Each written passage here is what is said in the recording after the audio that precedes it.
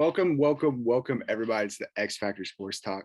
As always, we're back. We're having some fun. I'm with Troy and Caleb. We have a bunch of topics to cover today. Can't wait to get into it. Troy, Caleb, how are we doing today, guys? I'm living, man. How are you? Troy's back. Troy's back, baby. I'm back, baby. What it do? We missed you, Troy, man. Well, how was the vacay? I missed everything. Vacation was solid, but we came back, and now my parents have COVID. So it's been a wild couple days, wild couple of weeks. But hey, we're living, brother, and I'm ready to talk about some NBA. There's been so much going on. We have narrowed it down to two topics for this podcast. And first, we're just going to hit on Donovan Mitchell and the Utah Jazz. The Utah Jazz, it all started with a little Brian Windhorst meme, and now it has turned into, what are they doing? They traded Rudy Gobert and got the package of probably the year for Rudy Gobert, and now everybody has turned to Donovan Mitchell. What are they going to do with their young superstar? A lot of rumors were out there at first that just maybe, that they were going to hang on to him, build around him, but now there's some rumors that he's going to get traded. So I'm going to give it right to you, Caleb. A lot of the rumors are swirling about the Knicks. I don't know if you have a team or if you want to see what the best package is for the Knicks. What do you think about the Donovan Mitchell saga, and what do you think is going to happen? It's something I definitely think I want to brainstorm all together, because all the buzz right now is everybody. It seems the case when any star wants to be traded. Oh, he's going to go to New York. He's going to New York. And I think it would be cool. Don't get me wrong, but do the Knicks have the best package for Donovan Mitchell? Because you would argue, like, me and Fred kind of broke it down in a previous video, and it's like, who do they have to give up? Because it came out, I'm pretty sure that they're not going to give up RJ Barrett, and I don't think they should. So it's like, I just don't understand. Obviously, there's a lot of fans out there that want good players to come to their team, but it's like, how are you going to get this guy? And so I think it's just difficult, because it's like, who are we going to give up here for Donovan Mitchell? Like, are we looking at like Obi Toppin and like Emmanuel quickly and some picks? Like, is even that, like, that's not a great package? You know what I mean? Mm-hmm. So like, Fred, like, where do the Knicks even begin to get a guy like Donovan Mitchell? I don't think they do without shopping RJ Barrett, and they're just going to have to ask themselves, how much do we value him? Yeah.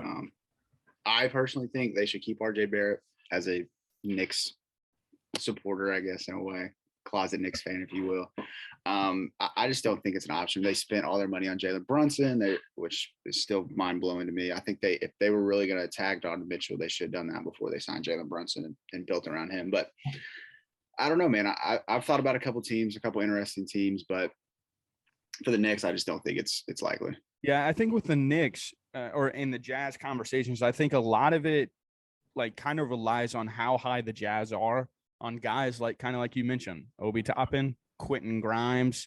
Because I think that there was a package out there where I heard it was like Cam Reddish, Miles McBride, Emmanuel quickly, and like 5 first-round picks, and the Jazz declined it. So I think that the key piece, and the Knicks are playing Quentin Grimes like every summer league minute of every game. So maybe they're trying to boost his stock a little bit with the Jazz.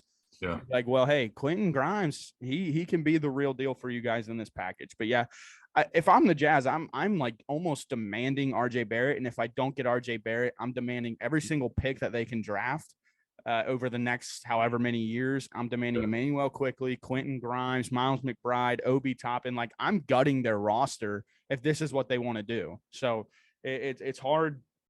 It's hard without RJ Barrett, but that's kind of just my perspective. Do we have any other team that you think, Caleb, will go to you? Yeah, I got 2 teams. One that I would really love him to go to, another one that I think would be fun. But I'll set up with the first. The first one I think would be fun is him going to the Heat. That would be Jazz trading away Donovan Mitchell, Heat trading away Tyler Hero, Duncan Robinson, Nikola Jovic, and 2 first-round picks. I think the Heat's window for a championship is now.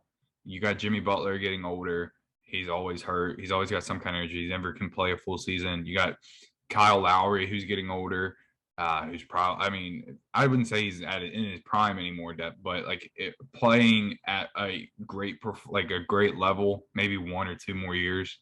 So you got those 2 guys who are getting old. Yeah, you got those 2 guys who are getting older. And if you bring in Donovan Mitchell, you've got him and Bam together as your young core going forward.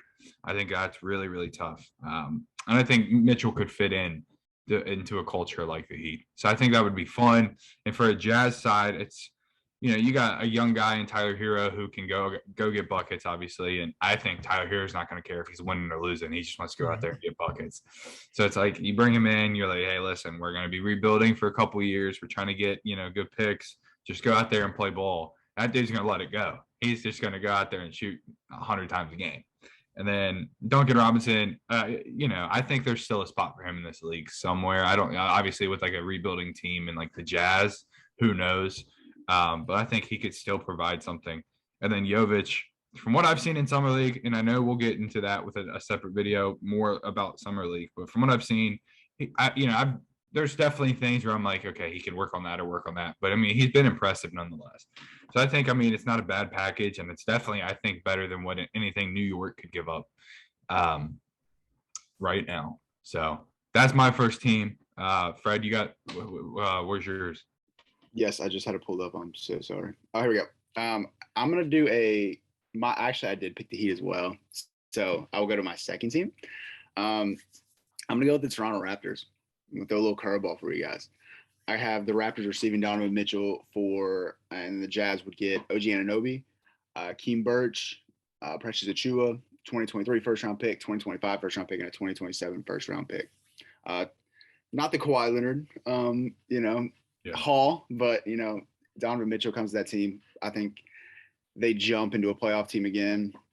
I think they can maybe even compete for a Eastern Conference final if they really put it together. I mean, Fred VanVleet, Donovan Mitchell, Pascal Siakam, Scotty Barnes, and that's the big part of that trade. They're keeping Scotty Barnes, keeping a guy that I think is going to be really, really good in this league. So, yeah. So I don't think they win the Kevin Durant sweepstakes, but I think this is a pretty decent second option for Toronto to go out and make a splash. I definitely think if the Raptors called the Jazz and were like, hey, this is what we'll give you, the Raptors would be like, absolutely. Well, yeah, give us Donovan Mitchell for all that. I mean, OG Anunoby's good, but he never plays enough games to like make as much of an impact as he should. Yeah, and it'd be a small backcourt, but I feel like they can make that work.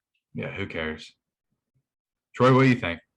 I'm a huge OG guy, but I mean, if you're getting a guy, I'm also a huge Donovan Mitchell guy. So if you're getting Donovan Mitchell, I think you have to make that move, especially like the biggest young piece you're giving up outside of OG would be like Precious.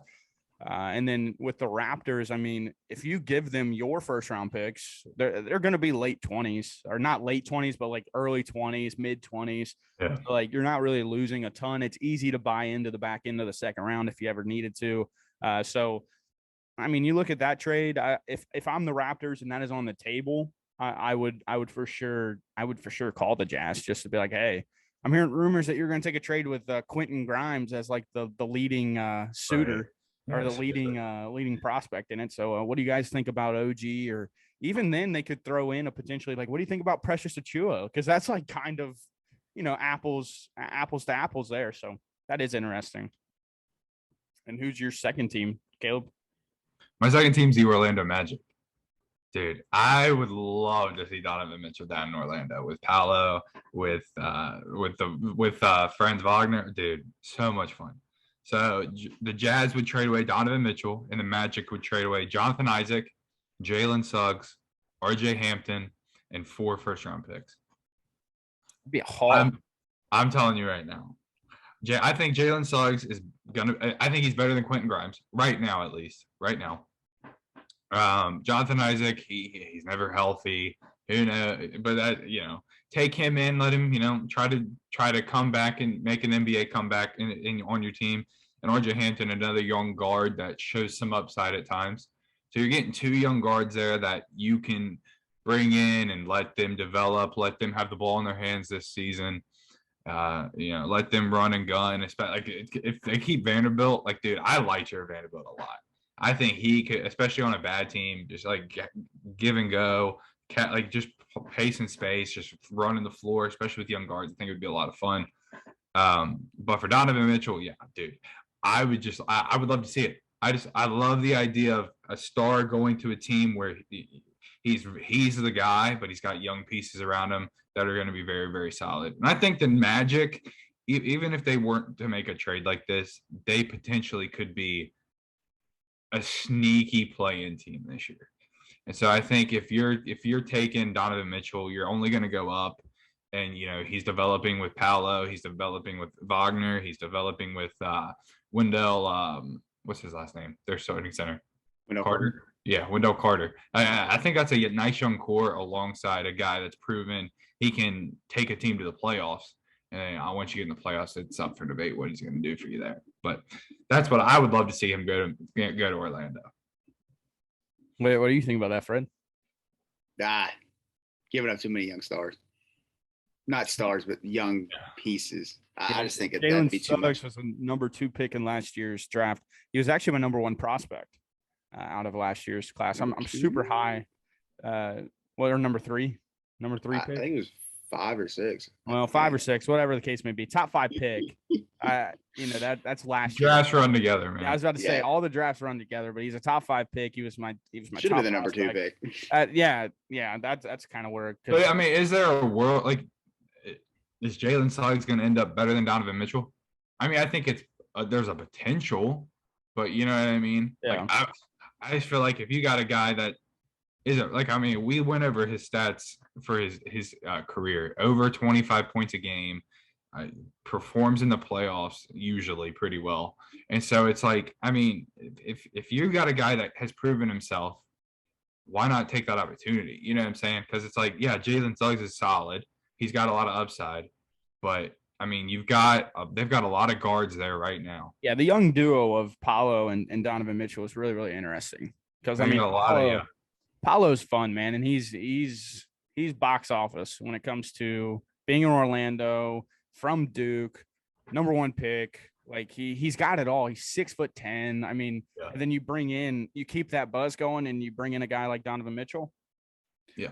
People around the league will start taking your organization serious. Now, I have a team that I just kind of wanted to throw out here that I found because I made a TikTok trades with Donovan Mitchell, and one team that just screamed at me was the Cleveland Cavaliers. And the Cavs are never really one to like go out of their way and be a buyer, but we saw it last year with Karis LeVert.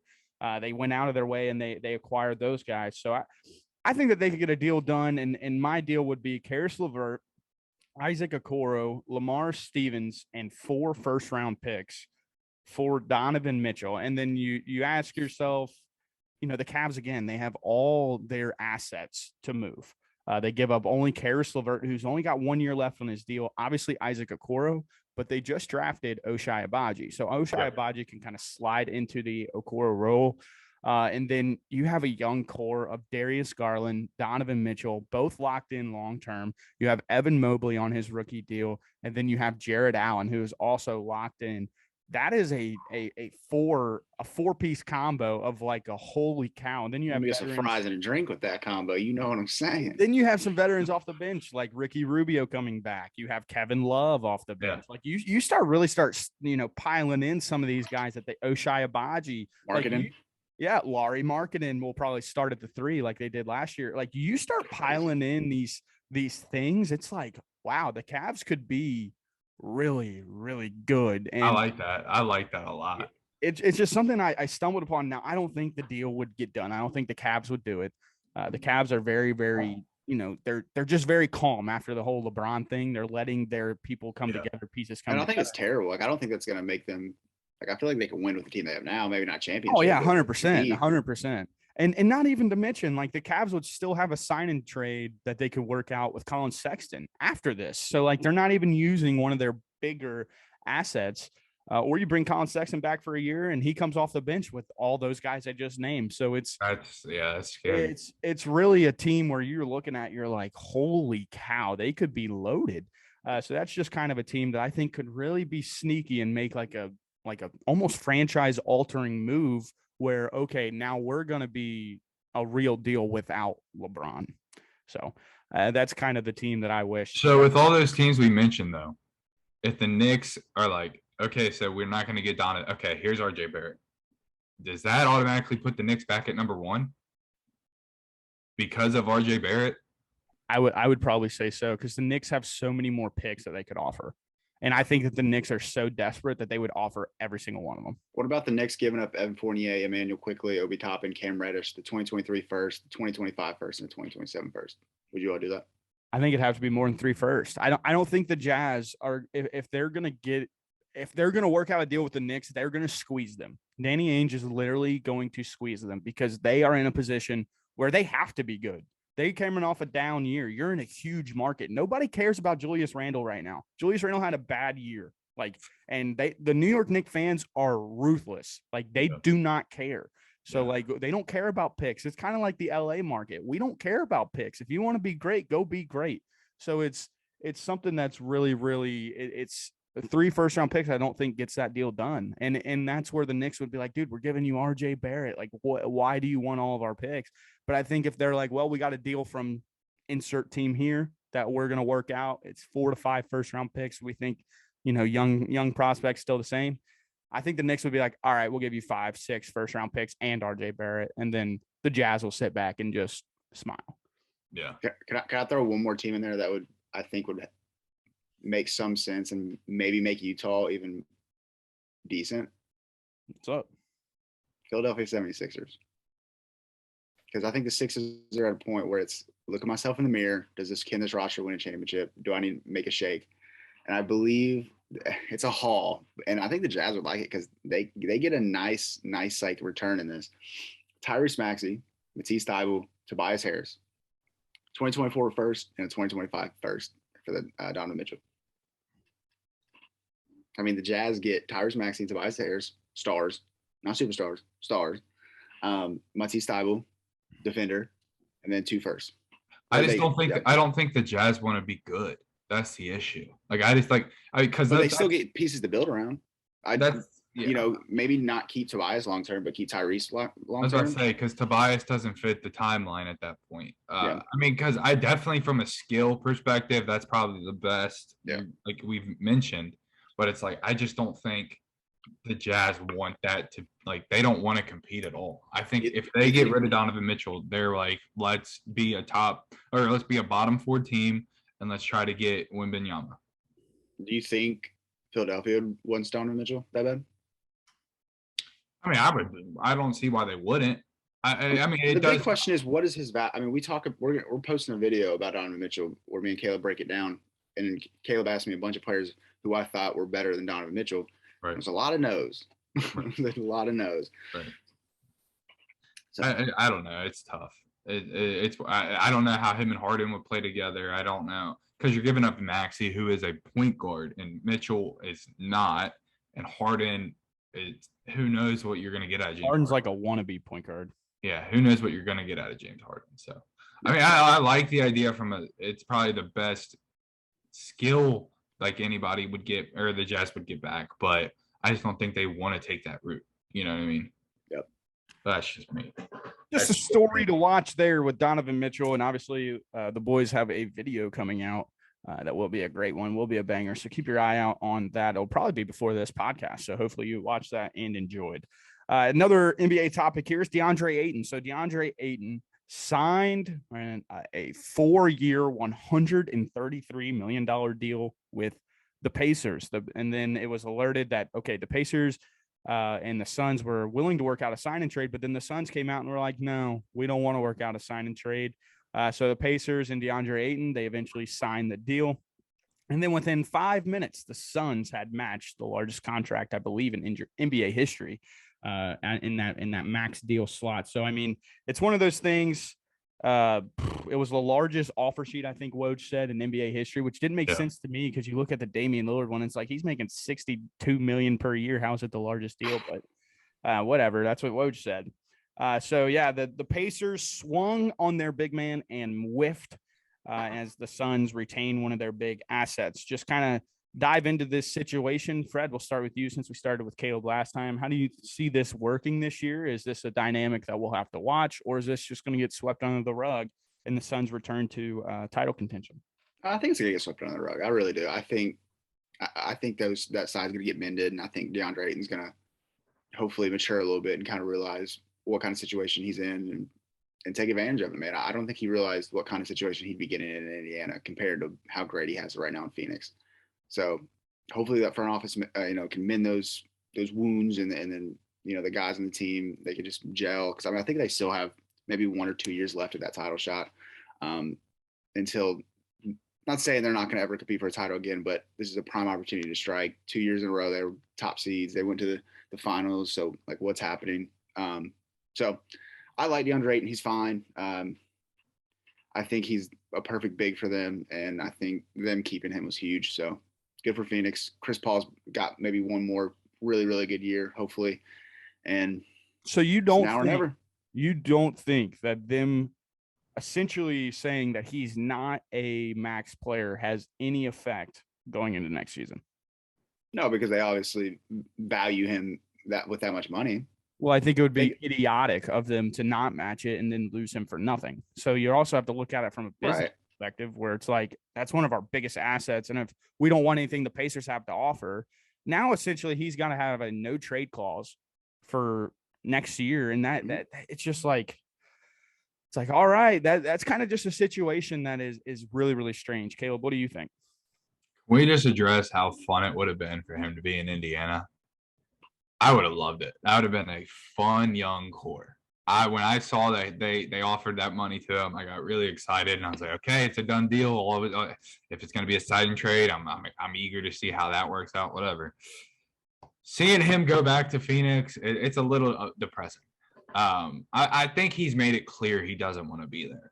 I mean, there's questions about his work ethic. Like, I've heard all he wants to do is stay up late and play video games, show up like at practice or before games or whatever, right on time.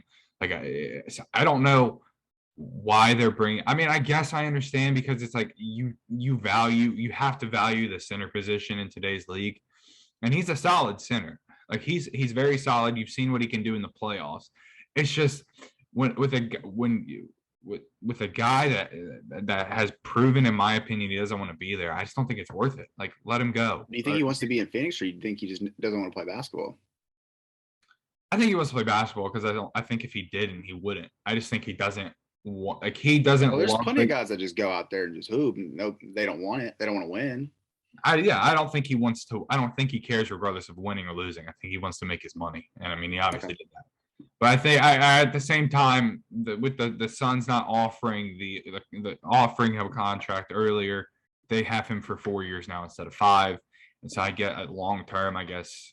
I don't get it though. If you want to bring him back, you want him longer. Like, you want him on a long-term deal. Like, what's the difference between 4 years and 5 years? Like, you know what I mean? I don't understand that.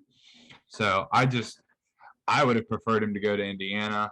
I would have preferred a big sign and trade, whatever the case may be. So I'm definitely confused on what their direction is now, because I think Chris Paul's declining, and I think he's going to take a big decline this year.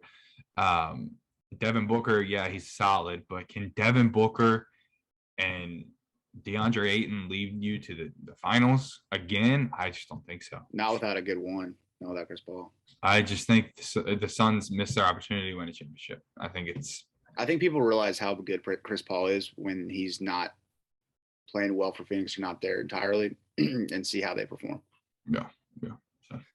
So the story with the Suns, man, that's going to be another interesting one to watch. I just, from my perspective, I think it's really it's a difficult thing to just sweep under the rug, in my opinion. I mean, you have the entire media, everybody, the Suns, and Woj is one of the most respected reporters in the NBA, and he was literally saying that the Phoenix Suns do not believe that DeAndre Ayton is a max player.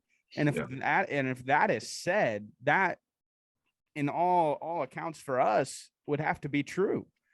So it's a hard situation to really. And you got to think too, with it, he's a young guy and this is his first team. And if your team's telling you you're not a max guy, that's got to hurt. You know, coming off a playoff. You don't think that's going to light a fire though? Well, coming off a playoff. I think with his work ethic, like, he literally, I don't know how many reporters I've heard say he just sits and plays video games till like 4 a.m. So I think it's not going to light a fire. Talent in the body, I feel like he could be better than he is. Yeah, and he's coming off a playoff run where Monty Williams benched him, down the stretch in some big moments, big spots. I respect that. Yeah, but again, as a player, if you're a max contract, like you believe you're a max contract guy, your organization is saying that you're not. Your coach is, I mean, if you're getting benched in big spots, I don't think you're really a max player, because I think a max player, you kind of have What is that line? Like, did Jalen Brunson get a max? That's what a max, like, No, it wasn't a max, but it's still so much money. Like, are we really paying 20 Jalen million Brunson? in 5 years? That's going to be an average NBA contract. Seriously. And it's crazy for us to sit here and think about as, normal people. But at the end of the day, with how much money these teams and the NBA brings in, that's not a lot of money. Like Duncan Robinson didn't play but like 2 games, and he's making 17 million a year. So you name the max centers right now in the league, fives, bigs, whatever you want to call them, and then compare them to DeAndre Ayton. Where does he fall into that? He's not Joel Embiid. I mean, we would have to really break it down. You know what I mean? Like, is he worth? Hey, we got a tier list. We got a tier list video coming, so we'll get. I think DeAndre Ayton's good. Do I think he's a max? No. Did he?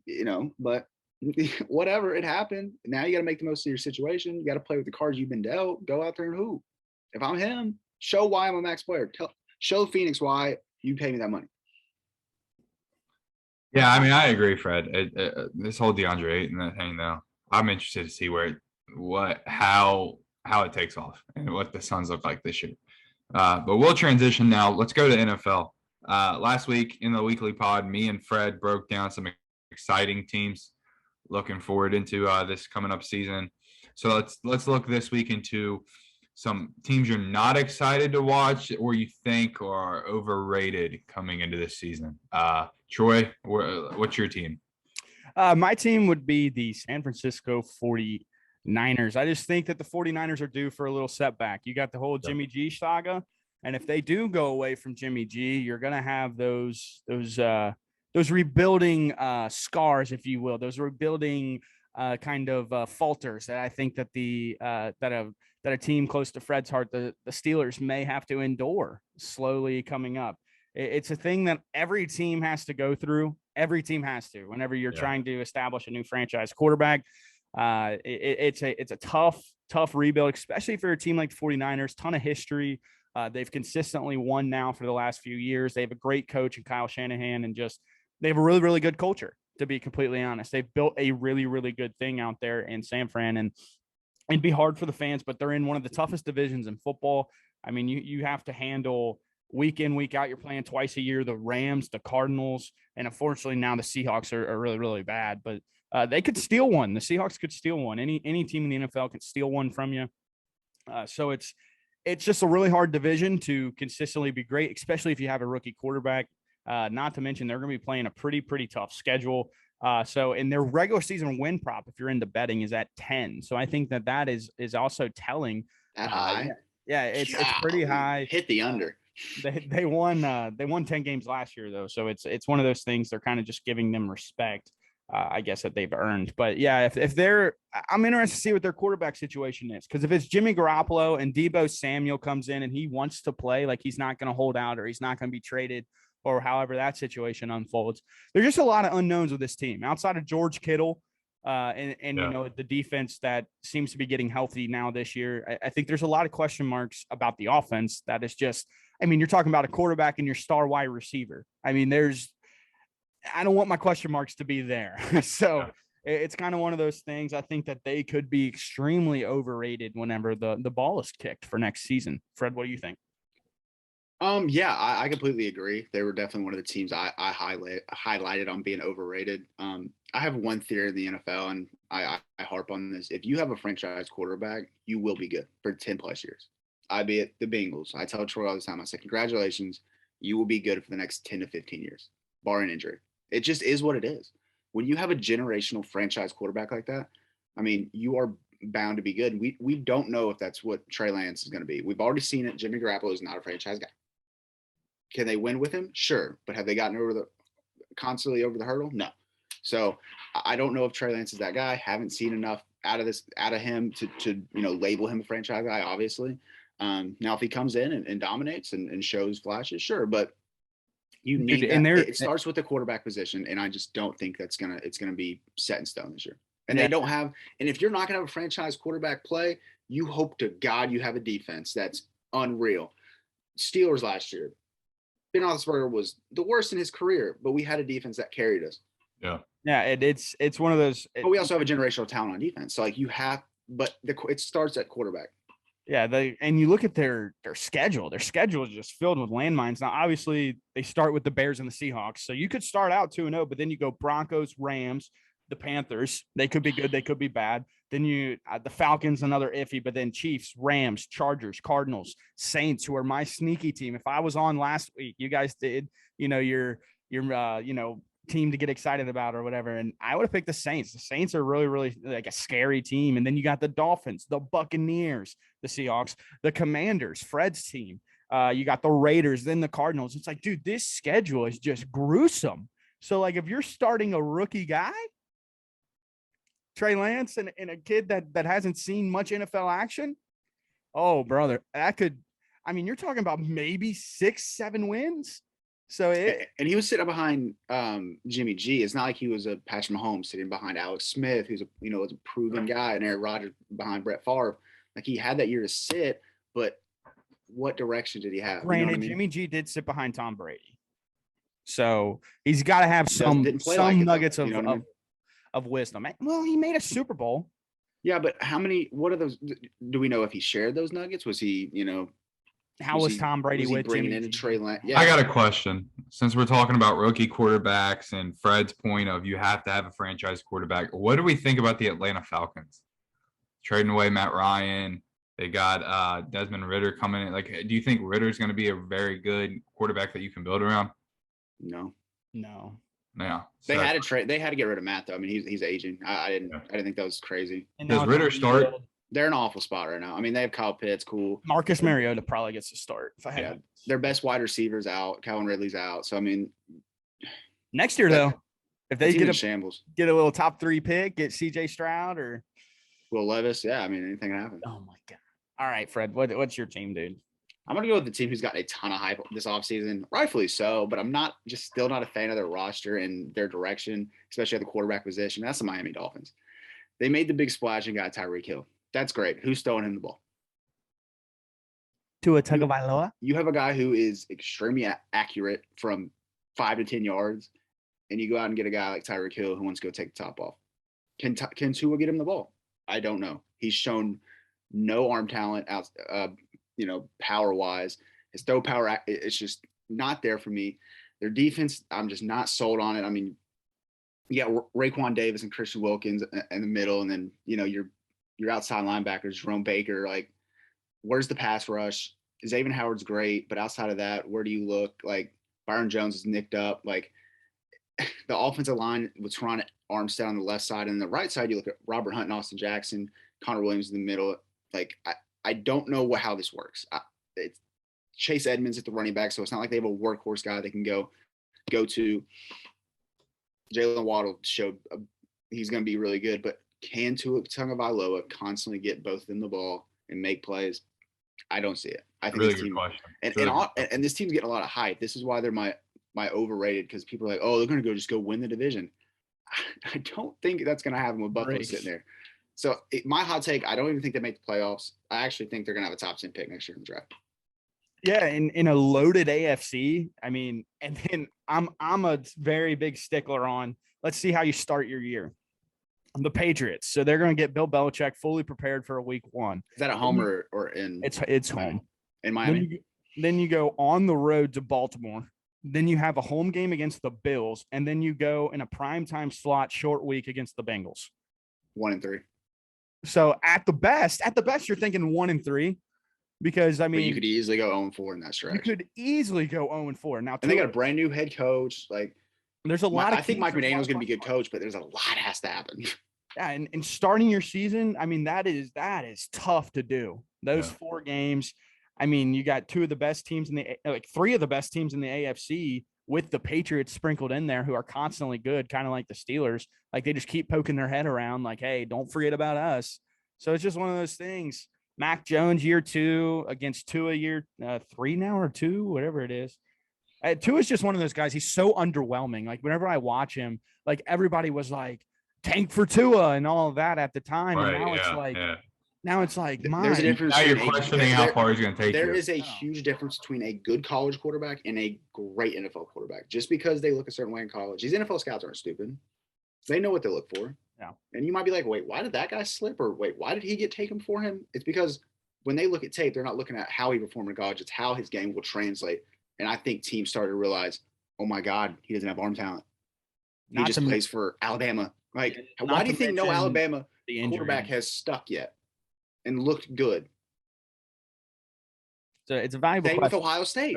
Fred's bringing up really, really good questions. What about Ohio State? Name one quarterback in the NFL from Ohio State right now. Justin Fields. Okay. What did he show? I believe in Justin Fields. What I think Justin Fields gets a lot what of Alabama hate. quarterback has shown? Mac Jones, but again, then it's like, Mac Jones was a Pro Bowler. So, I mean, there is that. The Pro Bowl stupid. Pro Bowl is really stupid, but he's still a Pro Bowl quarterback. So, I mean, there's 15 quarterbacks in the AFC, probably 6 of them were hurt. So, I mean, yeah, let's throw them in there. Like, I know Burrow wasn't even in there. How crazy is that? You don't want Joe Burrow to be in there. You want him playing in the Super Bowl. Well, yeah, but I mean, he wasn't even like a Pro Bowler. Even if you go to the Super Bowl, then you get replaced. So, like Joe Mixon, he was a Pro Bowler, but he got replaced. So, there's no way Joe Burrow was not. He wasn't. Look it up. It's insane. It's insane. Look it up. It's crazy. But yes, so there's that. I agree with the Dolphins. It's a pretty tough division. You got the Jets up and coming. You got the Patriots. Zach Wilson's a dog. Zach Wilson's a dog. Hey, the Jets were one of my underrated teams, man. I think they killed the draft. They crushed that draft. So it is really, really interesting. Caleb, if you want to take us into our next topic. Yeah. So going from NFL, what's about to start. MLB, the All-Star break is here. Home Run Derby. Let's get into some predictions for the Home Run Derby. Fred, we briefly talked about the All-Star weekend coming up, and it's here now. So, Fred, take it away. Yeah, man. You guys want me to break down this bracket real quick for you all? Fill out a bracket. Fill out a bracket for us. All right. Well, I'll get both of your all's opinions too. So, starting at top, we have the Philadelphia Phillies outfielder Kyle Schwarber against first baseman Hall of Famer legend Albert Pujols. Gotta vote for Pujols, right? No. Why Listen, not? Albert Pujols, he is so close to that coveted 700 home runs, but dude is not the player he used to be, obviously. He's over 40. But you got to pull for him. That's what I'm saying. Kyle Schwarber hits tanks. Man, Kyle Schwarber hits the ball. That's you all you got to root for. I'm not saying you're wrong. I'm saying, but you got to root for Pujols. So I'm going Kyle Schwarber. What about you guys? So Caleb's got Pujols. Caleb's obviously got Pujols. I think for nostalgia and just like the energy in LA is going to be like Pujols. Let's do this. Yeah, exactly. Dude, I think Kyle Schwarber is like a really stand-up guy. He may take it easy on Pujols. Like, I really could see like Kyle Schwarber being like, "Hey, let Pujols go first. Whatever he gets, I'll hit my nukes. But I'm also not going to surpass him." Like, I don't think Pujols can get it up, man. I mean, he's at a couple. Does anybody know if there's any sort of like incentive for these players to win other than like the little trophy that they get? Like, is there any other, like, do you get like $1 million? Like, is there any other incentive, or is it just for the thrill of winning? So I don't know. I'll get to the guy who's a little weird about it. But. As a Cincinnati fan, I'm going to go Kyle Schwarber. So Kyle Schwarber moves on. Second, a guy who just turned down a $440 million bag, Juan Soto of the Washington Nationals, who's been very underwhelming this year. Still a max contract guy. Still a guy who I think is a top 5 player in the league. Against another guy who's on that fringe top 10, Jose Ramirez of the Cleveland Guardians, who's already has 75 RBIs so far this year, which is insane. I'm going to go Jose Ramirez, switch hitter. I really like Jose. I think he's had a great year. Juan Soto, very underwhelming. So we'll see. You think Jose said no? You think Jose Ramirez will like start on the right side, then go to the left, and start on the right? I think his more power sides is right-handed hitting. So I bet he's a lefty going to him if I had to put money on it. It's a big stage. Just switch it up. Take like 5 hits one, take 5 hits another. He might. I mean, he's the only switch hitter in the pool, so I mean, he could. That would be hilarious. I'm gonna go Juan Soto. I think Juan Soto had a really underwhelming, home run derby last year, and I think he's gonna come out here and he's gonna put on a show. and I'll get into, if I think he's going to win or not. But yeah, Juan Soto, he's one of the best players in baseball. He's a select handful of guys that could deny a $400+ million contract, but yet in about a year and a half, 2 years, he'll get traded. He'll sign a humongous $500 million. He'll be set till he's 45. Like, it'll be insane just for what he does now. So it's just one of those things. I think Juan Soto, coming off a terrible, terrible home run derby last year, I think this is more personal for him to kind of put on a show. But I love Jose Ramirez. Just real quick shout out to that guy, man, doing what he does for the Guardians. Like, I love Jose Ramirez. I got Ramirez. Ramirez? Is it for the last name? What's that mean? Your Mexican heritage, brother. Gotta show love. Show love. My wife would disown me.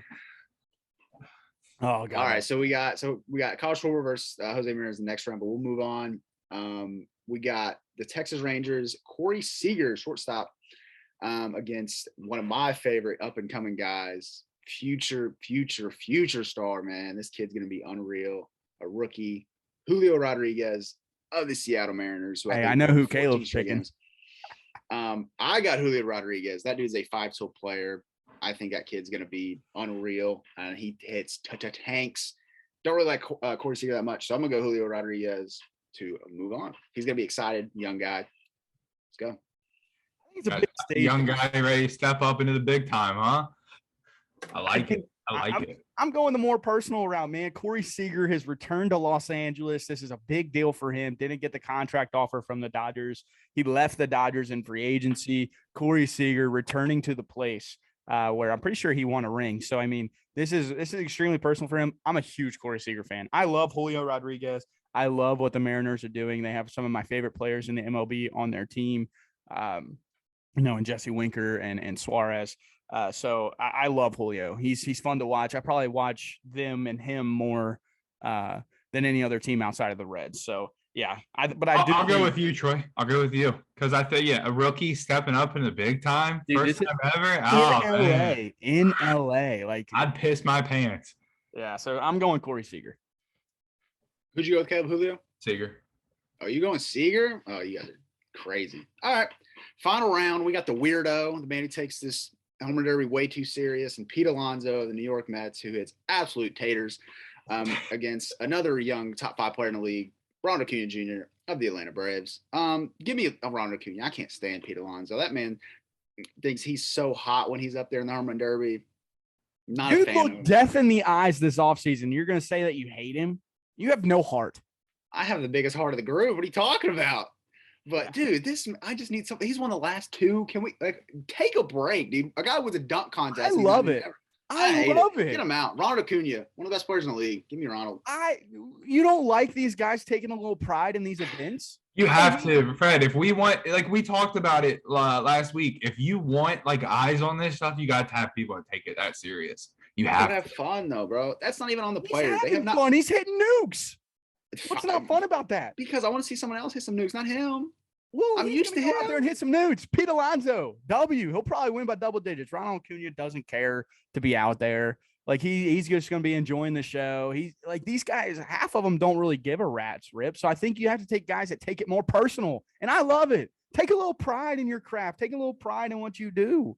If you're a 3-point shooter and you go out to that 3-point contest, I want you to make every single ball you shoot just to prove a point. Like go out there, take it personal, be great at what you do, and hit nukes. Pete Alonso. Amen. I'm rooting for you. Come on, man.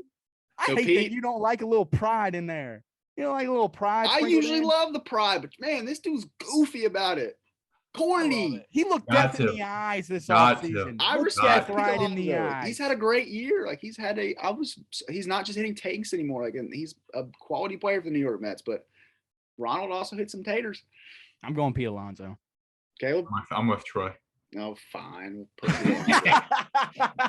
right, now we got the second round. We got the 1 seed of Kyle Schwarber against the 5 seed Jose Ramirez. I'm taking Kyle Schwarber to move on to the championship. What do you guys think? So I have Kyle Schwarber versus Juan Soto, and this is where I believe Juan Soto advances to the championship. So I have Soto going topping Schwarber here. I got Schwarber moving on. You had All right. Pujols. You had Pujols. Oh yeah. He's going on. He's moving on. That man. Albert? Oh yeah. Oh yeah. Fred, that man's a living legend. He's moving on. He can be a living legend all he wants. He's also 42 years old, son. Oh, he's got nothing to lose. He's going for it. All right. And then the second, for me, I had Julio Rodriguez and Ronald Acuna. I got Julio Rodriguez going on to the championship. Ball goes boom. And I have Corey Seager versus Pete Alonso, and I'm going to go Corey Seager. Again, his return to Los Angeles. I think he dethrones the defending champion in a historic and in just in a fun fashion. The crowd's going to go nuts. They love Seager out there in LA. I'm a huge Corey Seager guy. He's one of my favorite players to watch. Like he's fun to watch. Like he hits tanks every now and again. Obviously he's not really a crazy power guy. Yeah, he's not a guy that you're like, oh, he's known for his power. But my God, when he gets a hold of a ball, that left-handed swing is just gorgeous. Like he rips it and lips it, and I love it. Corey Seager moves on to the championship for me to face Juan Soto. I got Seager moving on. Seager. So you have Pujols versus Seager, Caleb. Go ahead and top it off for us. I guess you're going Pujols. The living legend. Cap it off. Nah, I got Seager winning. Seager. Yeah. I think it's going to be crushing when Pujols makes it all the way there and falls short. Just short. It's going to be an emotional time. He also played for the Dodgers, so there's going to be some love there. He did play for the Dodgers. Man, I got Kyle Schwarber versus Julio Rodriguez in my championship. Young kid does not get it done. I got Kyle Schwarber taking the reins. I think he wins it. Dude hits absolute freaking yaka wakas and just puts him into the ocean. He's going to hit it to Malibu from that home plate. So shout out to you, Kyle Schwarber. Go for you, man. I'm going to go Juan Soto. I think Juan Soto gets the job done this year. I think he wins it. I just think that he's just. He better get used to that stadium. He might be playing there one day. If he goes to LA and they're still and they don't have to give up like an abs like Gavin Lux, like if they can somehow keep Gavin Lux and get Juan Soto, I will lose my mind. But anyway, you like Gavin Lux? I just think he's a really good prospect. Like the Nationals should be like, oh, let's take Gavin Lux. Fine. He just can't field. We'll take Bellinger. We'll take Gavin Lux. We'll take Miguel Vargas. Like we'll take your entire farm along with two really good farm system. Yeah, they do. As long as the Reds don't take it with Luis Castillo. But anyway. I got Juan Soto winning and getting the job done. So Fred's going with Kyle Schwarber. Troy is going with Juan Soto, and Caleb going with Corey Seager. Yeah, man, Homer Derby should be a lot of fun. Not my favorite event. I'm not really a ball goes. As you guy. can see, he took it personally that Pete Alonso enjoyed. He took it personal. Somebody loves his job. Come on, Fred. No, he hates hitting home runs. Or loves hitting home runs, and Fred hates him. I'm always for guys taking it more serious than they should, but something about Pete Alonso that just drives me nuts. So make sure to tune in to the MLB All-Star Weekend. It's a lot of fun if you guys have never watched. So it's the only event I watch from MLB All-Star Weekend. If you want to hear me go on a rant on why the MLB is terrible at marketing their players, go watch the last podcast where I absolutely torched the Major League Baseball. It's a joke. Like, dude, they threw on the prospect game last night with a Yankee Red Sox game as competition. It's like, oh, so you don't want your young prospects to even get any sort of buzz or attention. Like, I'm not even sure I saw a video on Twitter from the MLB account about the game or about like.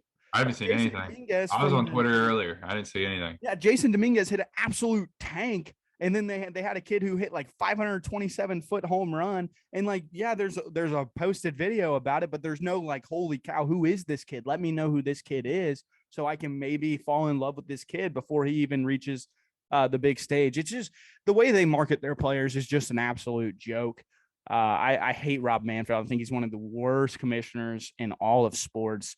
Just the way he handles everything is a joke. And yeah, I mean, the way they market their players, like you said, it's just idiotic. Like I'm not a guy that really dives into prospects, but as a fan now of a team that's going through an inadvertent rebuild, like I want to get to know some guys that I could have on my team. Elly De La Cruz.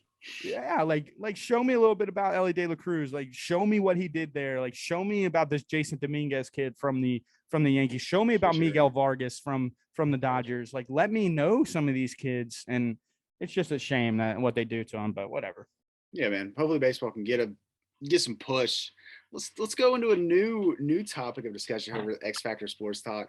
Another hot commodity that people absolutely love, and that is the WWE. And I know Troy and Caleb are huge fans of the WWE, so I'm going to let them take it away.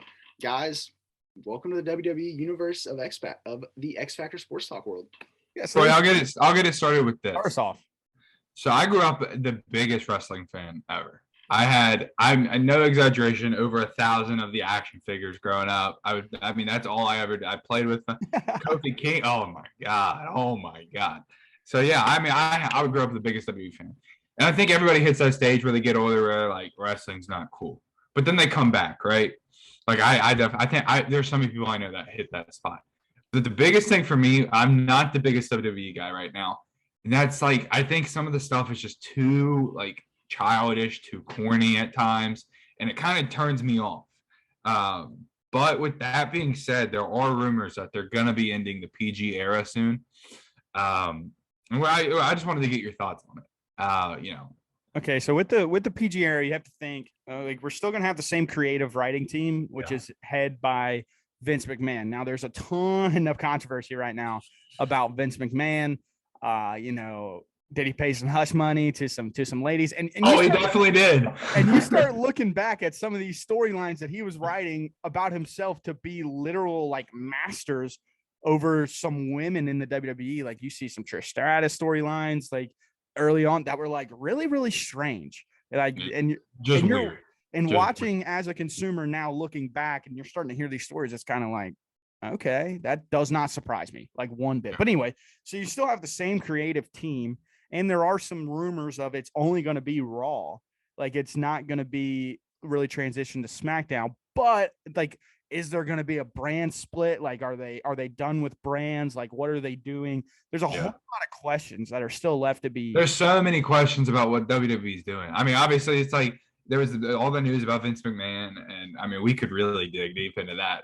That man's a walking controversy. This isn't the first controversy. He can have his own video. I was about to say that'd have to be its own video. This is not the first controversy Vince McMahon's been a part of. This is not the first time he stepped down as chairman of WWE. He did it in the I want to say it was the early to mid 90s with the steroid trial and all that going on.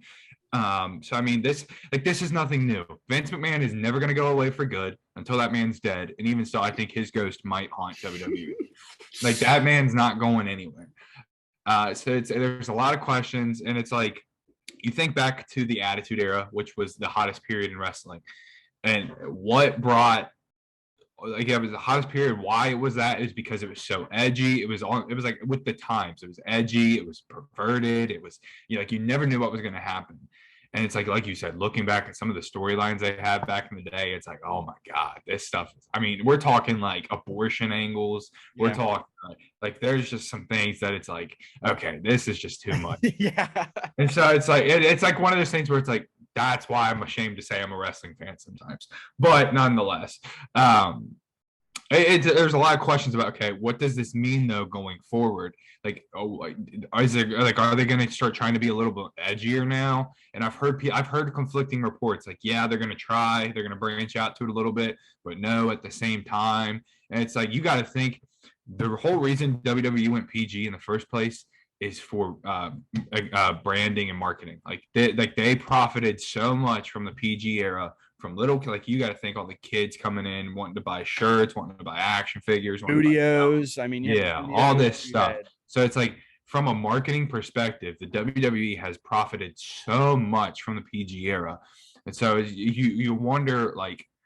They can't fully go away from PG though. You know what I'm saying? Because it's like you can't go back to Attitude Era stuff because number one, it's not going to fly anymore. Sign of the times. Yeah. Number two, it's like from a marketing perspective, you're kind of setting yourself up to. They're not going to lose. They're not going to do anything that threatens their pocket. We've learned that for a really long time. They'll let anyone go. They don't care. They've had budget cuts out the wazoo where they're letting go of wrestlers where you're like, what in the world? Like the Fiend was literally in a storyline with Randy Orton and had Alexa Bliss as his counterpart, and they had one of the most intriguing storylines in all of wrestling was the Fiend, the demon stuff. Now that's a little edgy for PG, but it still was something that I was like, holy cow, like this is intriguing the way that they're taking these angles.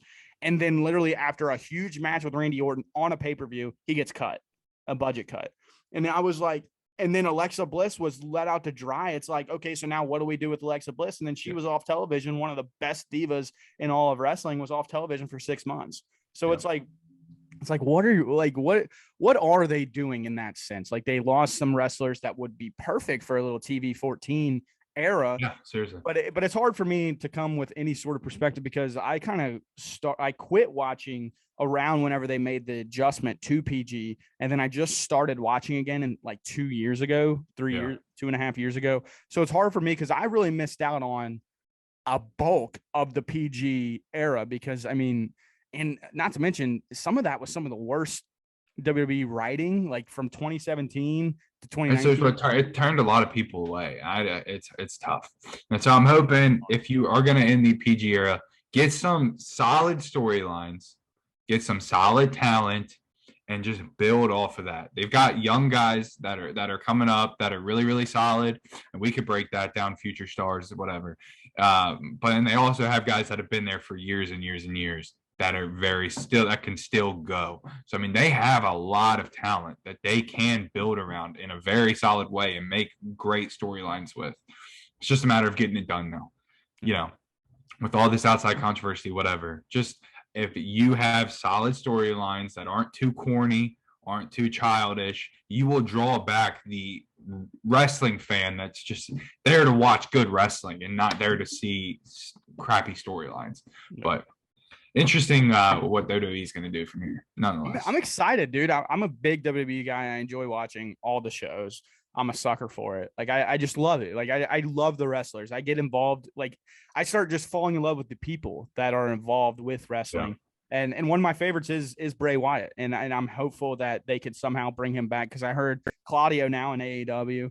Cesaro, he was offered a bigger contract from WWE to come back to WWE. He decided to go elsewhere. So that's a problem whenever you are the biggest promotion in the sport of wrestling and you can't draw in a guy, and even if you're offering more money. So you have to figure something out. And I think it all starts with Vince McMahon, that whole situation. That has to be figured out. I think that's a huge elephant in the room. You can't keep having him be a huge part of your production, especially starting to come out on Raws and SmackDowns. That's weird. Just to be like, hey, welcome to Raw. Hope we have a great show. I think that's him proving a point like, hey, I'm not going anywhere. Yeah, like F you guys. I don't care what's going on. This is my show. And that's a bad statement to make. But Caleb, we'll go ahead and finish off the podcast here. And you're going to try to sell us on why we should get the new Ring of Honor pay-per-view. So go ahead, shoot it. Ring of Honor, Death Before Dishonor is this Saturday, July 23rd. There's been 5 matches announced. One of them just recently, and there will be more coming up leading into it. Ring of Honor is a smaller business, been around for a long time. It brought up guys like CM Punk, Bryan Danielson, Adam Cole, all these. Like, if you're a big name in wrestling now, there's a big chance you came up in Ring of Honor. So the company, I mean, the history is there. Now recently being bought out by Tony Khan. So now it's interesting how that's going to lead into it. But I can say that I've not been the biggest Ring of Honor follower. I've definitely gone back. I love some of the old Samoa Joe versus CM Punk matches, all these things. But now this pay-per-view coming up, I caught my eye, and I'm gonna definitely tune in. But I want to see if I can convince you to buy into it as well. So we've got Samoa Joe. You know Samoa Joe from WWE. Samoa Joe is a tank of a man, great performer, going up against Jay Lethal.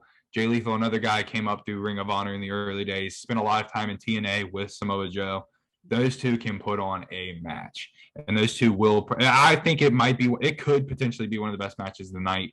It's for the World TV Championship, so there's something on the line there. Samoa Joe, hard hitting, but can also be agile might not be the right word, but he can move around. Jay Lethal's quick, acrobatic. Jay Lethal's fun to watch. I've seen him in person a few times. Really fun. We've got FTR. You know a little bit about them, the Revival. FTR now in AEW, going up against the Briscoe brothers. And if you have not seen anything from the Briscoe brothers, I'm telling you right now, go check them out. They look like something you would see, like they're just two country boys With lots of tattoos, lots of missing teeth. Like they're hard hitting. Those are guys that are like you can buy into them being like the real deal. Like, and the FTR is a great tag team, arguably the best tag team in the world right now. Against the Briscoes, they recently had a match at the last pay-per-view. Great match. This one's going to be probably even better. It's 2 out of 3 falls for the tag team championship. I cannot wait for that match. When that match comes on, I will not be moving. Will not. I mean, literally, will be already in your lap. Oh my god, I can't wait. We've got Mercedes Martinez going up against Serena Deeb for the women's championship. Serena Deeb been in wrestling for a long time, really, really solid veteran. Mercedes Martinez, they build her up as like a powerhouse, like a really big, strong woman that, really tough to beat. I think that would be a good match as far as like ring psychology goes. I don't think it's nothing's gonna really stand out like flashy wise. I think they're gonna be able to tell a really good story within the ring. Wheeler Yuta going up against Daniel Garcia for the Pure Championship. Those two young guys that are just exciting. Well, I like Daniel Garcia a lot. He's part of AEW, part of the Jericho Appreciation. I thought I heard his name before. Yeah, Jericho Appreciation Society. Wheeler Yuta is a part of the Blackpool Combat Club with William Regal and Bryan Danielson, Claudio Castagnoli, and John Moxley. So I think that'll be a fun match. Those two young guys that are just going to get after it. They had a match, I want to say it was last year, it might have been earlier this year, in the independent scene, went a 60-minute draw that blew fans away. 60 minutes? Yeah. Oh, yeah. So, these two now have, they're comfortable with each other. That's an hour. Comfortable with each other. Comfortable with each other in the ring, and fans are looking forward to seeing it. And then the most recent match that was released is Jonathan Gresham going up against Claudio Castagnoli for the World Championship. We know Claudio Castagnoli, he's at Cesaro formerly in WWE. I love Claudio Castagnoli. I think he's so tough. He's got the physique. He's so strong. Like everybody you hear talk about WWE, like backstage, it's like Claudio is the strongest dude. Like it don't matter like the size. Like he's just strong as an ox. And then Jonathan Gresham, I will admit I've not seen a whole lot on. I recently went back and watched him defend his championship against Chris Sabin in Impact. And he's a smaller guy, but he's got a great physique, great build, and he can put on a show in the ring. So I think those two for the World Championship is a great. It's going to be a great match. It's going to be hard hitting, but also a lot of ring psychology as well. You're going to see a lot of holds. You're going to see a lot of submissions, but you're also going to see a lot of dropping on head. It's just going to be a fun match. The Cesaro swing. Oh my God. It's just going to be, I think this will be a great wrestling pay-per-view.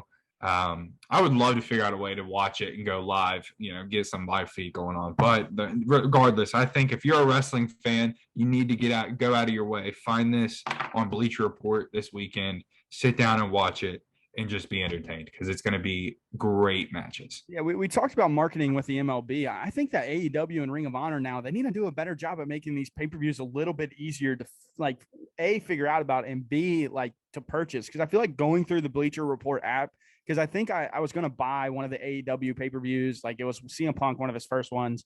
And I was going to buy it, but I couldn't figure out it's tough at first. Yeah. Yeah. As a guy who doesn't know a lot about AEW and, the Bleacher Report app, it was hard for me to maneuver to try to figure out where to buy it. So I think they need to make that a little bit easier. Maybe try to get a promotion going like WWE kind of has with Peacock, or just have a whole new AEW app where you can find all Ring of Honor and AEW stuff all on that app, do a little subscription fee, kind of like WWE did.